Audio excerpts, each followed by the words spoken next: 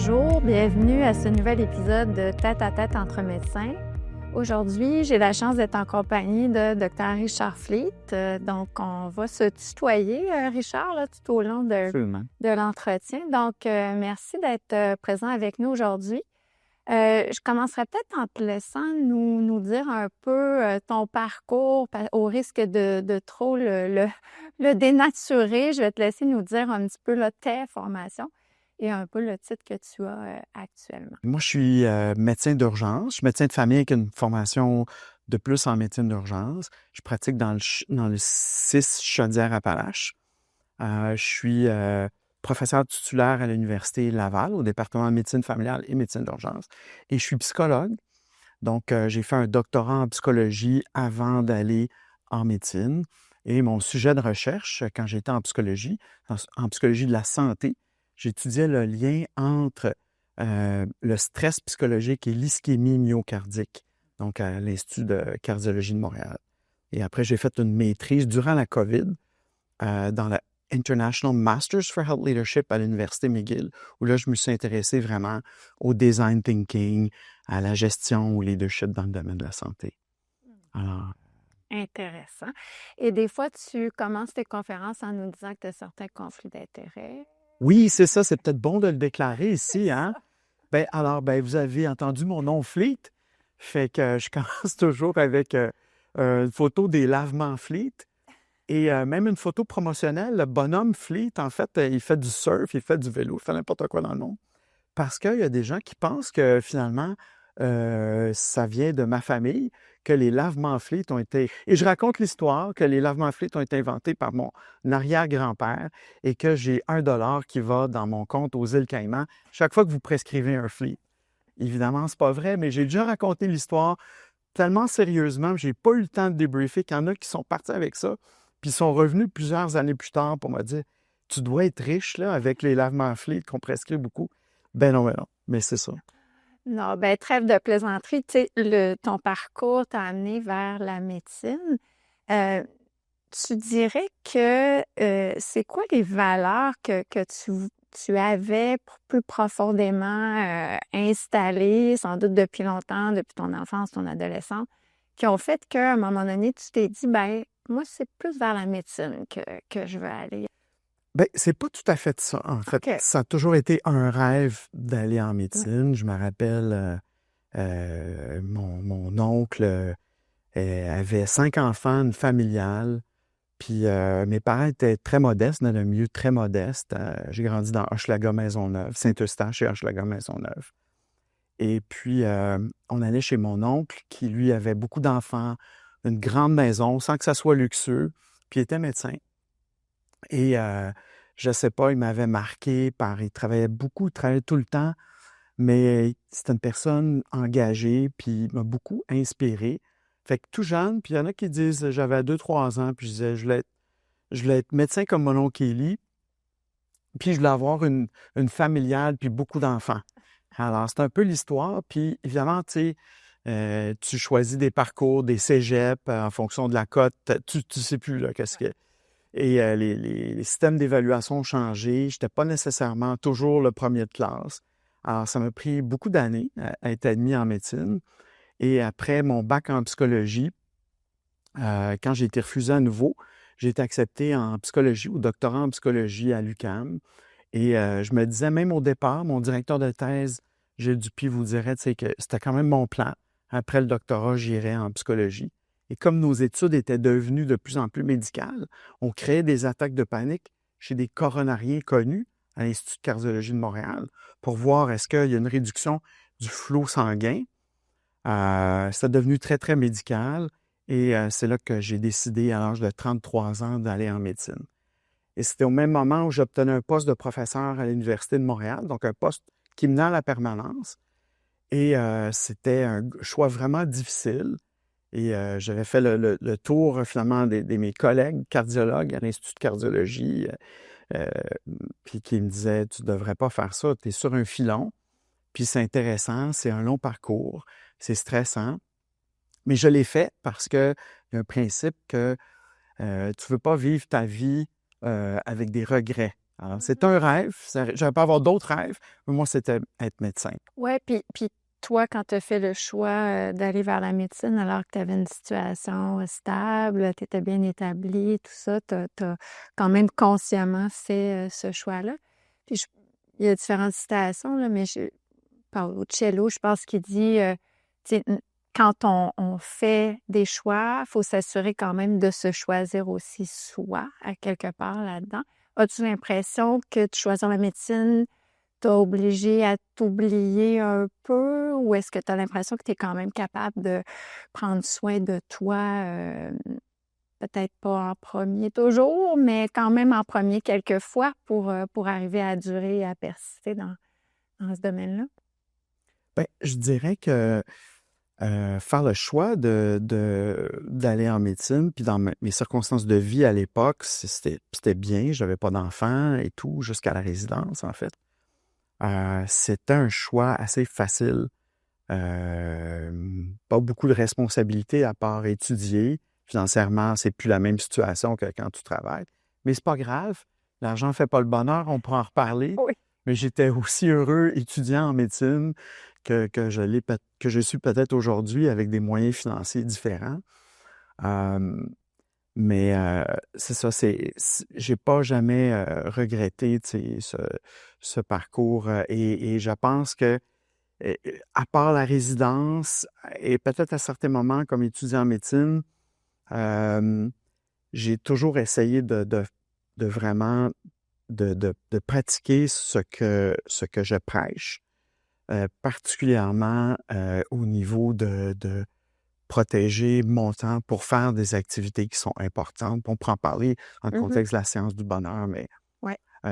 et de garder en tête qu'est-ce qui est vraiment important, tu sais, pour moi, pour la société, et est-ce que ce que je fais va contribuer au bonheur des autres et donc contribuer aussi à mon bonheur?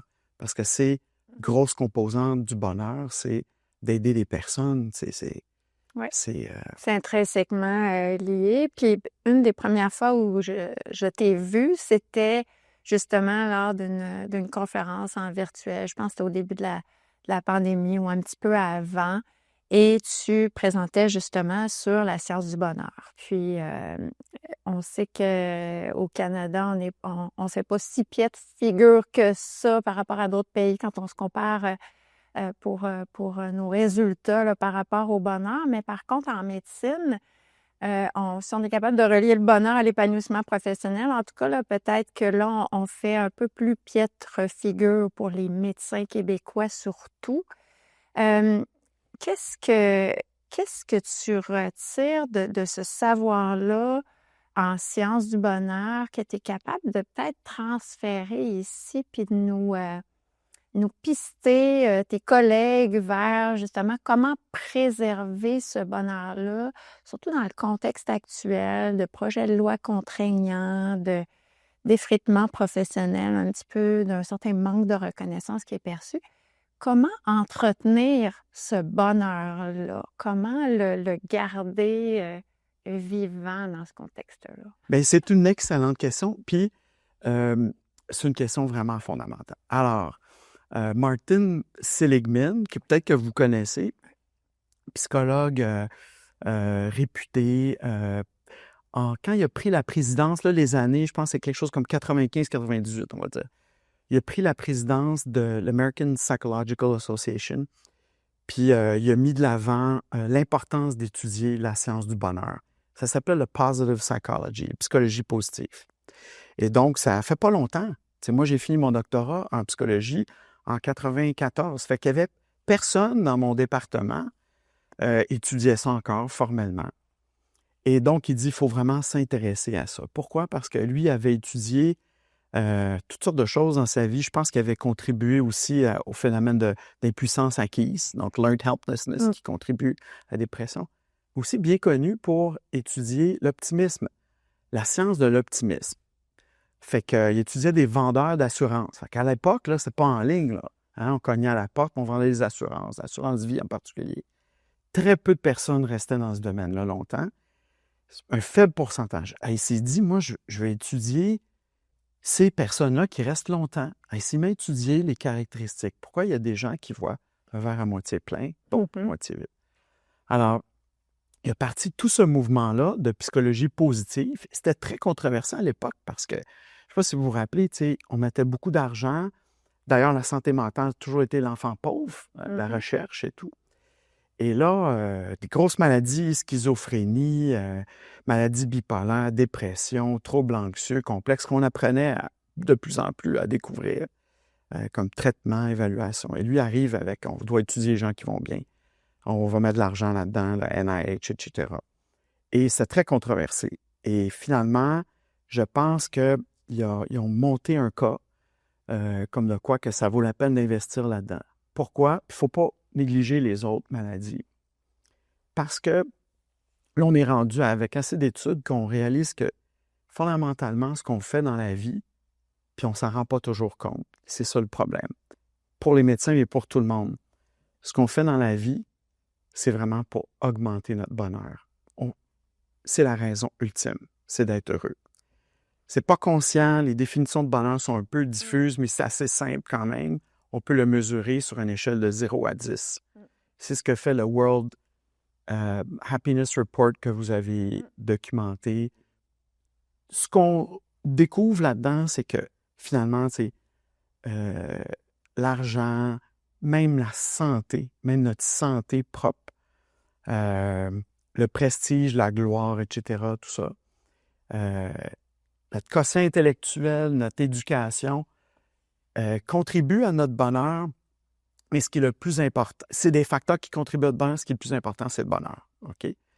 Mais ils ne contribuent pas autant qu'on pense, OK? Donc, il y a des gens qui investissent beaucoup, les médecins en particulier, dans leur carrière, gagnent un bon salaire aussi, dépensent aussi leur argent, beaucoup, l'investissent, certains mieux que d'autres, mais j'entends parler, moi, des planificateurs financiers qui nous disent que, tu sais, c'est étonnant qu'on n'a pas plus prévu notre avenir, notre retraite.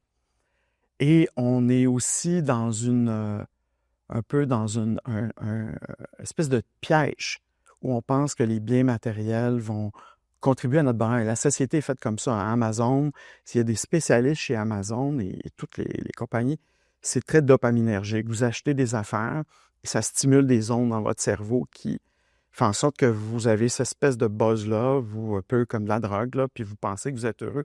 Vous commandez votre affaire, vous magasinez en ligne, ça stimule les ondes dopaminergiques. Vous l'achetez, un autre de ces ondes, le colis arrive, vous regardez, vous jouez avec votre bébelle, bing, bing, bing. Puis là, finalement, le problème, c'est que c'est éphémère. Puis là, ça s'accumule et ça contribue à votre malheur. Et là, les choses cassent, vous devez les faire réparer, ça augmente la pression sur votre temps. Et les médecins, entre autres, ont un sérieux problème. Les médecins sont pauvres, pas financièrement, sont pauvres dans le temps. Et ça, c'est critique. Et juste pour faire le lien avec ce que vous dites, bien, c'est sûr que la science du bonheur, c'est super important. Et on avait fait cette conférence-là particulièrement sur la science du bonheur. Mais on en a fait plusieurs. On a rejoint 10 000 médecins et d'autres professionnels de santé depuis 2017 avec des conférences d'une version ou d'une autre. 15 minutes versus 5 heures dans un restaurant. À peu près toutes les spécialités médicales, particulièrement au Québec, mais ailleurs au Canada aussi. Et puis, je pense que l'aspect bonheur, lorsqu'on touche à ça, il y a un silence total. Et c'est comme si les gens disent, puis on questionne aussi les gens, tu sais, pourquoi vous êtes ici? Tu sais, qu'est-ce qui est vraiment important pour vous dans la vie? Puis les gens, ils sont comme, tu sais, ça fait 30 ans que je fais ça, ou 20 ans. J'ai vécu toutes sortes de choses. Puis, est-ce que j'ai manqué certains éléments? Est-ce que j'ai trop misé sur ça? Est-ce que j'ai pas bien balancé ma vie? Je suis pris dans une sorte d'engrenage. Et je pense que pour plusieurs aussi, c'est cette réalisation qui existe aussi, cette science-là, solide, puis dans laquelle on peut... Puis il y a toutes sortes de stratégies pour améliorer notre bonheur, prouver efficace. Puis c'est ce dont on parle dans ces conférences-là. Puis est-ce que les ingrédients pour... on a parlé de facteurs tout à l'heure, pour atteindre cet état de bonheur-là, sont universellement un peu les mêmes et qu'il y a des variantes d'une personne à l'autre. Est-ce que pour un médecin, par exemple, on peut se relier un peu aux déterminants psychosociaux de la santé, comme par exemple avoir de la reconnaissance, avoir tu sais, une charge de travail acceptable, avoir les conditions pour pratiquer? Est-ce que ça, c'est des facteurs qui peuvent nous influencer à atteindre un certain bonheur, disons, si on parle de la partie professionnelle? Est-ce qu'on est capable de relier l'épanouissement professionnel avec le sens, hein, qu'on retrouve au travail et le bonheur? Il y a de plus en plus de personnes qui étudient le bien-être ou l'épuisement professionnel chez les médecins, puis il y a des facteurs particuliers là-dedans. Mais juste commencer par vous dire, c'est 50% génétique. Mais si vous reconnaissez ça, vous êtes capable d'utiliser l'évidence scientifique pour vous aider à améliorer votre bonheur. Mais ça va être un combat d'une vie. Ouais. Puis ce combat-là, vous allez apprendre beaucoup d'affaires à travers ce combat-là. Et vous allez pouvoir l'enseigner à vos enfants, aux membres de votre famille, à vos patients. Donc, c'est comme quelqu'un qui a la misère à apprendre, qui a un trouble d'apprentissage. Il travaille très fort, mais il apprend des méthodes d'études que bien du monde qui sont peut-être première classe n'ont pas appris. Et donc, ils sont vraiment capables de lire différemment. Et ça l'aide lorsque ça devient plus compliqué, mettons, à l'université. C'est donc de réaliser que 50% c'est génétique et plusieurs éléments. Donc, par rapport aux médecins, puis encore là, dites-moi si je divague, là, mais par rapport aux médecins, il y a un élément important qu'il faut adresser. Un, c'est le temps. Donc, c'est quand même l'étude, je pense, de l'Association médicale canadienne dit que c'est à peu près, ils ont fait 3 rondes d'études en 2017, 2021, 2022, puis là, il y en a une qui va sortir bientôt, donc on pourra en parler, mais essentiellement, démontrer des taux de burn-out faramineux, là. Mais ce qui sort là-dedans, c'est que les médecins travaillent plus de 50 heures par semaine. Alors là, ce qu'on dit, puis on négocie, on demande une productivité plus importante, il faut tenir compte, évidemment, que si vous travaillez un certain nombre d'heures cliniques, vous avez des dossiers à remplir, vous avez des réunions de toutes sortes à l'université dans votre clinique. Vous avez aussi peut-être des fonctions académiques, des fonctions d'enseignement. Vous devez vous former vous-même, aller en congrès bout à bout, ça fait plus de 50 heures semaine. Et donc, il y a 168 heures dans une semaine. Et vous dormez 8 heures par jour, 7 jours par semaine, supposez. Hein? Vous prenez soin de votre hygiène, vous mangez, vous allez à la banque, vous gérez vos business, vous occupez des enfants, vos parents qui sont peut-être âgés. On fait le sondage, on découpe tout ça dans la gestion du temps dans les conférences du médecin. Les gens arrivent, OK, vous êtes rendu à combien d'heures? Juste faites le total. Je suis rendu à 180 heures. Ah ouais, 180 heures, 170 heures. Ouais. Puis c'est rare que les gens disent, moi, je suis rendu à 150 heures. Parce que la prochaine question, c'est combien d'heures vous mettez pour vos loisirs à vous? Ils en mettent, ils en font pour eux. Mais c'est souvent glissé, c'est si j'ai le temps, etc. Donc, les recommandations de faire 1 heure de sport par jour, tu sais, à peu près, là, c'est pas toujours fait. Mais c'est d'ailleurs l'affaire que les médecins font le plus, c'est du sport.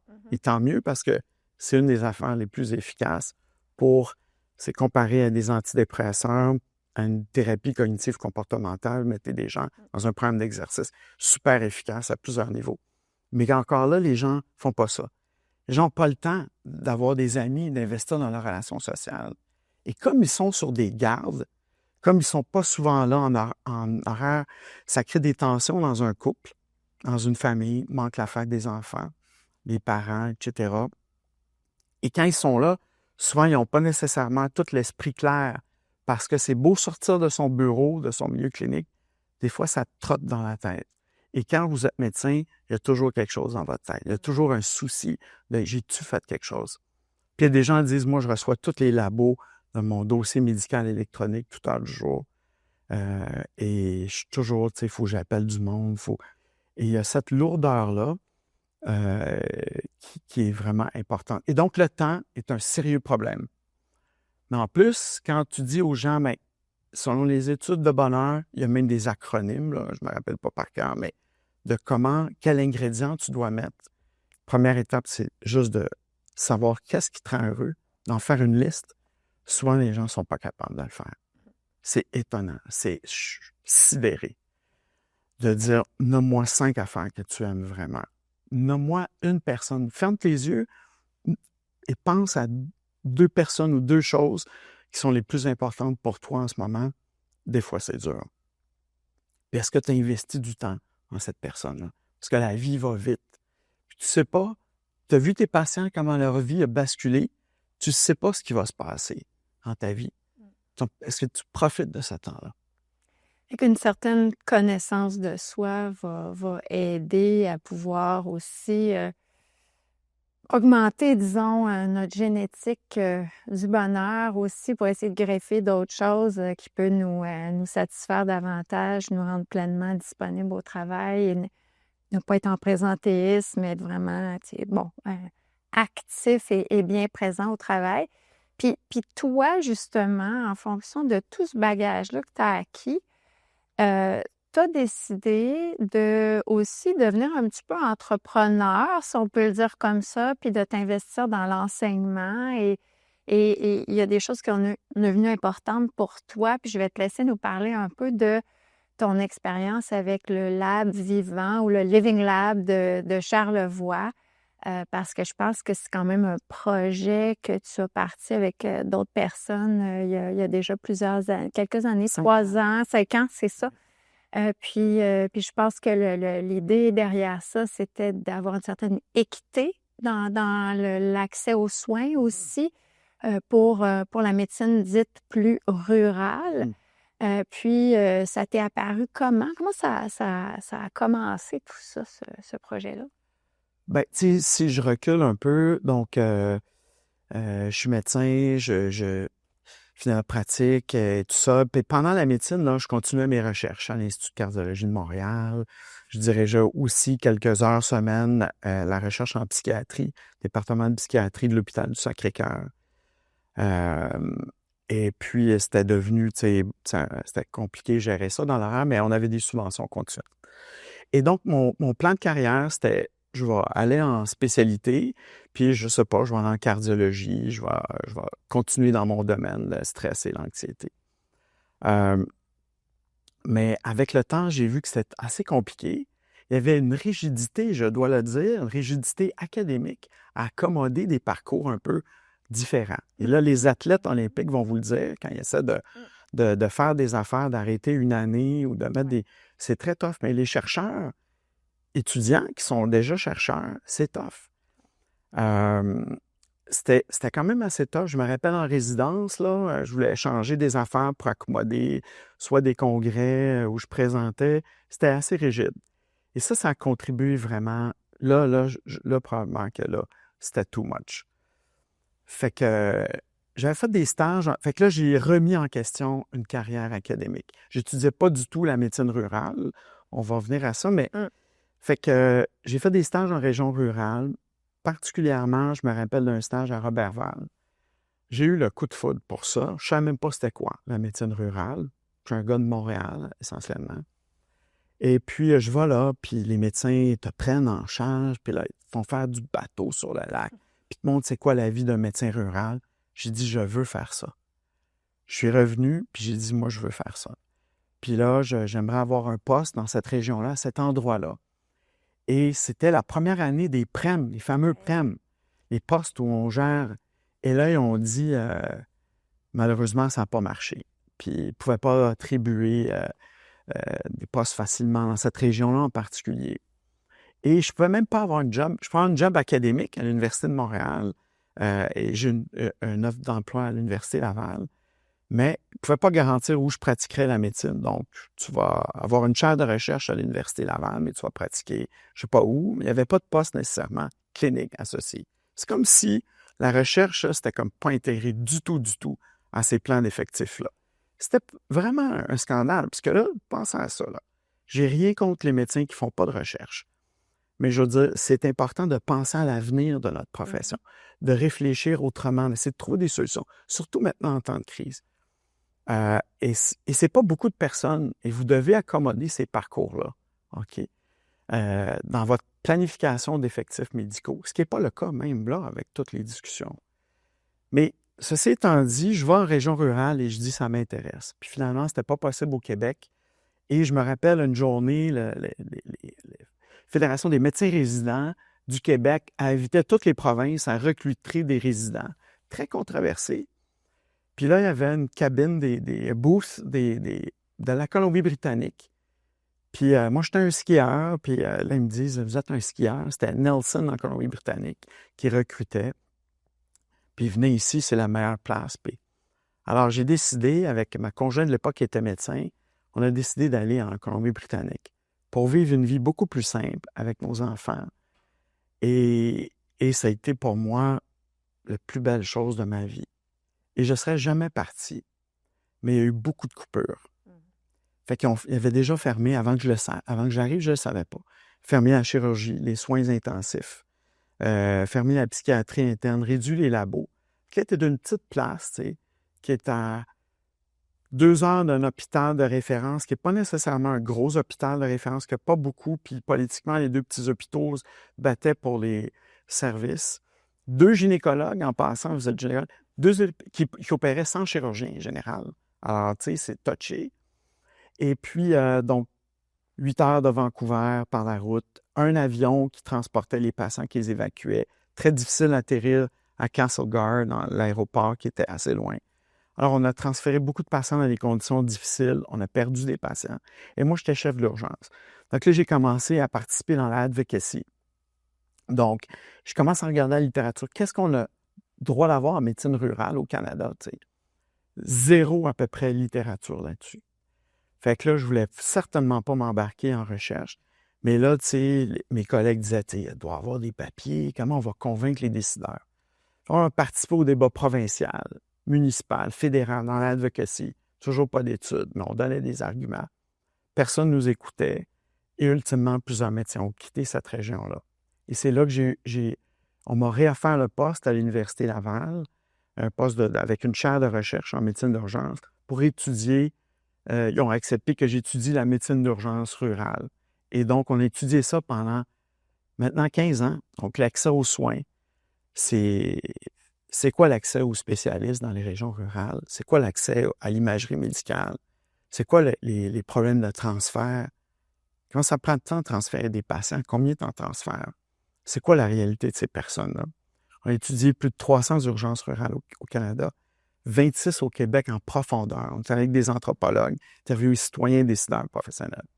Puis après tout ça, après avoir découvert aussi que, en résultat de la pénurie des spécialistes, de l'équipement diagnostique, vous avez, si par exemple vous avez un accident vasculaire cérébral, cérébrovasculaire, en tout cas, vous avez 25 % de chances de mortalité plus élevée que si vous avez un événement à 30 jours, que si vous avez un événement dans une urgence urbaine, par exemple.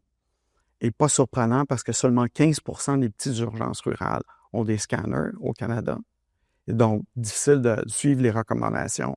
Fondation des maladies du cœur, tu dois scanner en moins de 30 minutes, on va dire.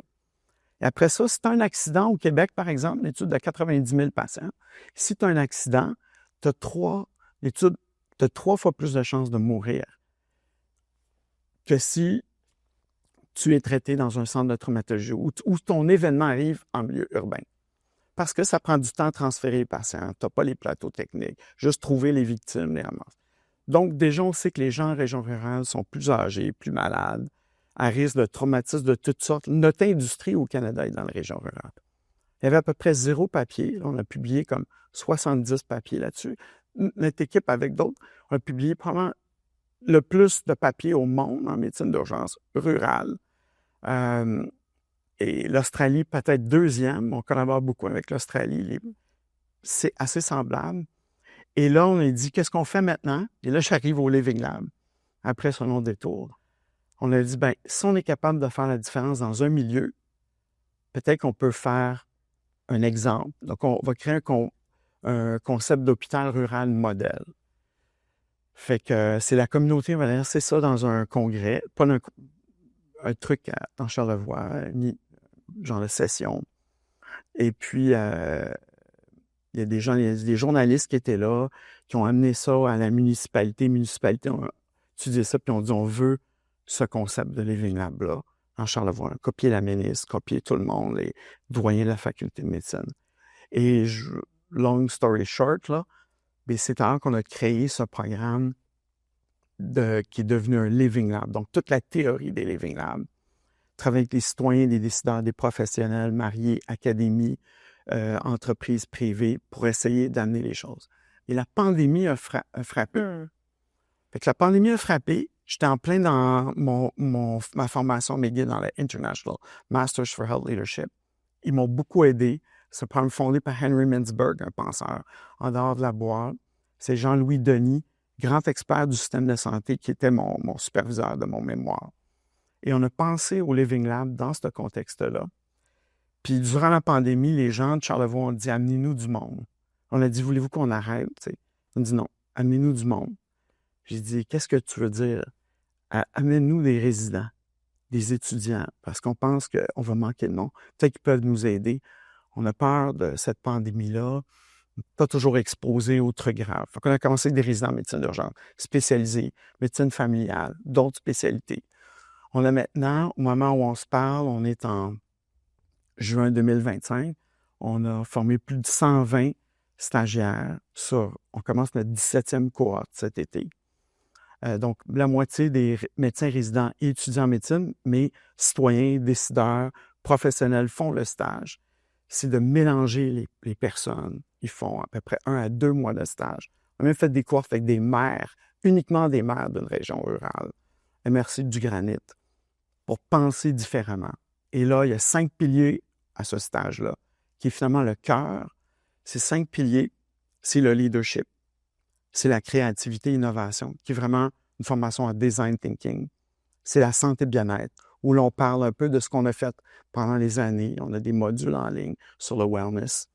Les gens étudient le Joy in Work du Institute for Healthcare Improvement. Ils lisent des livres sur la santé bien-être, la médecine rurale, évidemment. Ils lisent toutes sortes d'articles publiés là-dessus. Ils vivent dans le moment. Ils vont voir les personnes localement. Puis la gestion de crise ou la gestion de pandémie, qui était beaucoup développée par Joanne Liu, ancienne présidente de Médecins sans frontières, qui s'est beaucoup impliquée dans l'élaboration du Living Lab et aussi ça. Alors, ce qui est intéressant là-dedans, je pense que d'abord voir, donc c'est créer la capacité en leadership de jeunes pour l'avenir. Puis des mariés avec on a déjà eu le maire, l'ancien maire de Baie-Saint-Paul, que ces gens-là travaillent ensemble, pensent différemment pour changer les choses. Et donc, on pense qu'au cœur de ça, c'est vraiment le design thinking. C'est apprendre les gens à penser créativement. Puis, je vois de l'interdisciplinarité aussi là-dedans parce que tu dis, tu sais, il n'y a pas juste des médecins, il y a des citoyens, il y a des maires, puis le mélange, parce que l'interdisciplinarité, dans le domaine de la santé, ça va, mais l'interdisciplinarité plus large, tu sais, au sens, le médecin est aussi un citoyen qui vit en société, donc il y a un certain élargissement de l'identité puis de son rôle aussi à travers ce que vous proposez. Ce que je trouve intéressant, c'est l'aspect design thinking dont on parle de plus en plus, en médecine aussi, mais quand même, on est encore un peu frileux. Toi, tu le décrirais comment, tu nous le vulgariserais comment le design thinking dans le contexte du Living Lab, puis dans le contexte propice à l'introduction davantage en médecine de façon générale? Tu le verrais comment? Oui. Fait que comme j'ai dit tantôt, le design thinking, c'est une façon d'opérationnaliser la créativité. Puis il y en a qui pensent que la créativité et la science du bonheur sont 2 ingrédients importants pour le prochain millénaire. OK, les grands penseurs en pédagogie ont réfléchi à ça. Et donc, on fait face dans le domaine de la santé à des problèmes extrêmement complexes. Tu dois mettre beaucoup de temps à réfléchir à ton problème, puis et la résolution arrive plus rapidement une fois que tu as réfléchi. Le design thinking, c'est quelque chose qui est parti, je pense, initialement dans les années 70-80. C'est au cœur de ça, c'est l'usager. L'usager, c'est le citoyen, Ça peut être le professionnel, ça peut être plein de gens dans le système de santé. Donc, il faut que tu aies ces gens-là au cœur de ça. Puis là, tu utilises une méthodologie qu'on pourrait décrire en 5 étapes. Un, c'est l'empathie. L'empathie, c'est d'aller voir qu'est-ce qui se passe exactement. C'est pas arriver avec des idées préconçues. Tu peux les avoir, mets-les de côté. Faut voir qu'est-ce qui se passe dans ton hôpital rural, par exemple, dans ton milieu, dans ton département. Questionne les personnes, passe du temps avec eux autres, avec beaucoup d'empathie. Mais là, tu écoutes les personnes, puis tu les observes. Puis ça, c'est 50% du design thinking. Puis c'est 50% du problème de réseau. Les gens vont vous dire, on ne nous écoute pas. On ne nous demande jamais notre opinion. Surtout les infirmières dans un système. Ils disent, tu sais, nous, on ne nous demande jamais ce qu'on pense d'une affaire. Mais ils ont des sacrées solutions à apporter. Puis d'autres professionnels. Deuxième étape, c'est de vraiment dire, c'est quoi vraiment le problème? Parce qu'au départ, tu penses qu'il y a un problème. C'est quoi le problème de la productivité et de l'action au médecin de famille? Hein? C'est comme, il y a plein d'experts qui vont penser ça. Déjà, donc, tu as consulté des experts.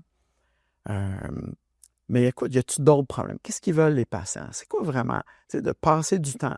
C'est beaucoup, beaucoup de temps. Définir le problème en fonction de c'est quoi vraiment le problème. Et après ça, c'est l'idéation. C'est vraiment de faire du brainstorm le plus flyé possible. Puis il y a des façons de faire du brainstorm. C'est pas juste des post-it sur un tableau rapide. Ça prend des heures et des heures. Tu sors toutes les solutions les plus folles et imaginables. Tu te laisses le droit de faire ça. Puis après ça, tu les priorises. Faisabilité, priorité, on va dire, pas nécessairement dans l'ordre, impact, plusieurs façons de les classifier. Puis là, tu pars avec ça, puis tu crées un prototype. On va tester une patente. T'arrives, voici un peu. Puis ça, un prototype, c'est scrap. Ça peut être un bout de papier, ça peut être un petit vidéo de qu'est-ce que tu veux faire. Donc, le Living Lab a été complètement design thinké. On avait des images de ça, des images de notre stage. D'ailleurs, notre stage, on appelle toujours 17 cohortes, c'est des prototypes de stage. Chaque prototype change. Donc, tu n'es jamais fixé là-dedans. Fait que tu crées ton prototype assez rapidement, puis après ça, tu le testes, tu reviens. Qu'est-ce que tu penses de ça? Tu testes, c'est pas bon, ça ne marchera pas. OK, je le tweet. Tout ça est itératif. Tu retournes en arrière, tu recommences, tu retournes en arrière. Et là, tu avances avec des prototypes de plus en plus raffinés avec le temps. Et donc, c'est caractéristique, c'est l'audace. Tu dois être audacieux. Tu sais, on ne parle pas de pogner une pilule qui ne marchera pas, qui va tuer du monde, là, pas du tout. Mais il y a beaucoup d'affaires qu'on peut faire. Mais audace, et bon, évidemment, et c'est de ne pas avoir peur d'échouer. C'est fail, but fail fast. OK? Et donc, les gens dans le domaine du start-up, puis là, on fait beaucoup de trucs medtech. Donc, on travaille avec des gens dans le medtech. Puis les gens dans le medtech, les entreprises, les ingénieurs là-dedans, leur gros problème, on vient d'avoir une subvention pour étudier ça avec eux, l'Institut Transmedtech. Donc, marier des gens en médecine avec des gens en ingénierie qui font du médical. Parce qu'eux autres, ils disent souvent, tu sais, moi, j'ai pensé à tout ça, j'ai pas accès à des médecins, j'ai pas accès. Là, je développe ma patente, puis là, ça l'échoue. Parce qu'ils n'ont pas pu aller avec des prototypes plus rapidement, les tester, les échouer. Et donc, c'est au cœur de comment tu implantes des solutions. Et ce que ça fait, le design thinking, c'est que ça te permet de voir la vie différemment. Et soudainement, c'est une contamination de la créativité. Mais pour créer ça, tu dois avoir un esprit, comment je pourrais dire? Tu dois créer un climat de sécurité psychologique. Si tu es top-down dans ton affaire, ça ne marchera jamais. Fait qu'il faut que tu crées ça. Il faut que tu ailles voir les personnes. C'est quoi ton idée, toi? Qu'est-ce que tu penses? Et juste les gens, juste écouter les gens, c'est comme ça. Malheureusement, ce n'est pas encore enseigné trop en médecine. Et certainement, la culture médicale, hein, c'est très hiérarchique, pas beaucoup de temps, très organisé. On est plus ou moins ouvert à ça. Laissez-moi vous dire, on fait face à un mur présentement. C'est là qu'on a besoin de ce genre de façon de penser. Oui, tu parles d'audace, d'une certaine ouverture, tu sais, puis d'avoir un certain courage là, pour mettre tout ça en place. Mais j'entends aussi de l'humilité dans l'apprentissage. Oui. C'est une culture, justement, où on véhicule pas juste voilà la vérité, mais on est ouvert à entendre justement ce que les autres ont. Une culture un peu plus juste, là, si on peut dire, puis une culture de bienveillance, un mot qui est galvaudé beaucoup actuellement, qu'on utilise à plusieurs sauces, mais qui est quand même l'ingrédient de base aussi pour instaurer la sécurité psychologique et le reste des prérequis aussi. Fait que tu mets beaucoup d'idées lorsque tu parles du design thinking. Ça semble être une solution quasiment magique pour notre système, hein. J'espère qu'il y aura des échos de tout ça. Puis j'aurais tendance à dire, ben si je veux résumer un petit peu ce qu'on s'est dit aujourd'hui, ben la science du bonheur, oui, il y a une partie génétique, mais il y a une partie sur laquelle on peut définitivement travailler. Si on veut être davantage épanoui dans notre milieu professionnel, puis là, je fais plein de raccourcis, là, mais allons-y un peu plus dans la créativité, une créativité quand même structurée dans des modèles, là, parce que c'est quand même un modèle, là, le design thinking. Donc, on va souhaiter que ces ingrédients-là soient mis au sein des futurs projets de loi, au sein de Santé Québec, au sein de plusieurs organisations là, qui gravitent autour des médecins et qui aient une écoute de nos propos d'aujourd'hui. On va se souhaiter ça. Plus positif aussi en finale comme ça là, pour maintenir quand même un engagement dans notre système. Fait que je te remercie énormément, Richard, pour tout ça, ton apport aujourd'hui. Je pense que tu as réussi à transmettre beaucoup d'ingrédients intéressants pour nos médecins à l'écoute. Donc, merci grandement. Merci infiniment, Chantal. C'est un honneur d'être ici. Merci. Merci.